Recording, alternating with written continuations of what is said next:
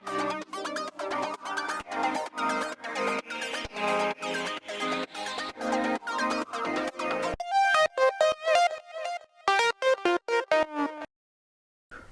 Friends, welcome to Soni Vikas pro tutorial in Tamil. நம்ம இந்த கிளாஸில் என்ன பார்க்க போகிறோன்னா, ஒரு வீடியோவோட கலரை நம்ம எப்படி சேஞ்ச் பண்ணலாம் அதை பற்றி தான் பார்க்க போகிறோம். ஃபஸ்ட்டு நான் ஃபைல் மெனு போகிறேன். ஃபைல் மெனுவில் இம்போர்ட் அப்படிங்கிற ஆப்ஷன் சூஸ் பண்ணி நான் வந்து ஒரு வீடியோ ஃபைல் வந்து நான் இம்போர்ட் பண்ணிக்கிறேன். செலக்ட் பண்ணிட்டு நான் வந்து ஓப்பன் கொடுத்துட்றேன். நமக்கு அந்த வீடியோ வந்து ஓப்பன் ஆயிடுச்சு. இப்போ நான் இந்த வீடியோவை நான் வந்து டைம்லைனில் ட்ராக் பண்ணுறேன். பார்த்திங்கன்னா தெரியும், நம்ம வந்து இந்த வீடியோவை ட்ராக் பண்ணியாச்சு. இப்போ நான் வந்து இந்த ஆடியோ வந்து நான் கட் பண்ணிக்கிறேன். ரைட் கிளிக் பண்ணுறேன். ஸ்விட்சஸ் அப்படிங்கிற ஒரு ஆப்ஷன் கொடுத்துருக்காங்க. இதில் வந்து நான் மியூட் அப்படிங்கிற ஆப்ஷனை செலக்ட் பண்ணிட்டேன். இப்போ நமக்கு வந்து ஆடியோ வந்து ப்ளே ஆகாது, பார்த்திங்கன்னா தெரியும்.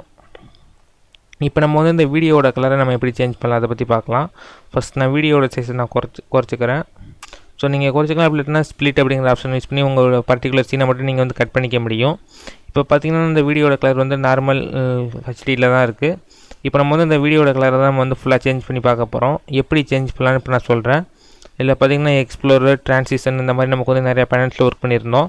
இப்போ நம்ம வீடியோட கலரை சேஞ்ச் பண்ணுறதுக்கு அது பக்கத்தில் வீடியோ எஃபெக்ட்ஸ்னு ஒரு பேனல் கொடுத்துருப்பாங்க.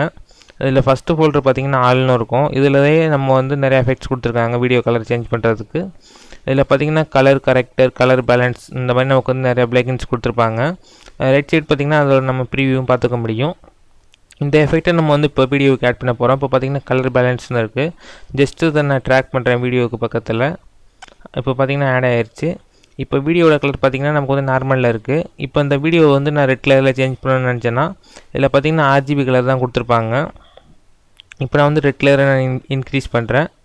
இப்போ பார்த்திங்கன்னா தெரியும், நமக்கு வந்து வீடியோவும் ரெட் கலரில் சேஞ்ச் ஆகும். நான் வந்து ஃபுல்லாக இன்க்ரீஸ் பண்ணால் நமக்கு வந்து ஃபுல் ரெட்டில் நமக்கு ஃபார்ம் ஆகும். பார்த்திங்கன்னா தெரியும்.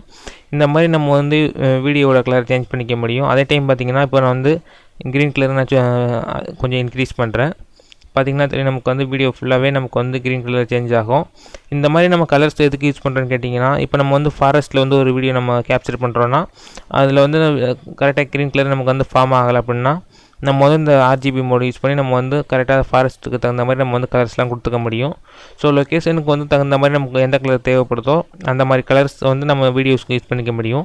அதே மாதிரி இப்போ பார்த்திங்கன்னா ப்ளூ கலர் கொடுத்துருக்காங்க. நான் இன்க்ரீஸ் பண்ணுறேன். நமக்கு வந்து வீடியோ வந்து ப்ளூ கலரில் சேஞ்ச் ஆகும். இந்த ப்ளூ கலர் வந்து அதிகமாக சினி ஃபீல்டில் எதுக்கு யூஸ் பண்ணுவான்னு கேட்டிங்கன்னா, பகலில் எடுத்த வீடியோவை நைட்டில் எடுத்த மாதிரி வியூ பண்ணுறதுக்கு இந்த ப்ளூ கலர் வந்து அதிகமாக யூஸ் பண்ணுவாங்க சினி ஃபீல்டில். ஸோ நீங்கள் வந்து இந்த மாதிரி RGB மோடு யூஸ் பண்ணி நம்ம வந்து வீடியோட கலர்ஸ் வந்து ஃபுல்லாக சேஞ்ச் பண்ணிக்க முடியும். பார்த்திங்கன்னா தெரியும், இது வந்து ஒரு நல்ல ஃபீச்சர் தான். இதை நீங்கள் ட்ரை பண்ணி பாருங்கள். நம்ம வர கிளாஸஸில் இதோட இன்னும் அட்வான்ஸாகவே பார்ப்போம். ஸோ மறக்காமல் இந்த சேனலை சப்ஸ்கிரைப் பண்ணிடுங்க. தேங்க்ஸ் ஃபார் வாட்சிங். Please subscribe.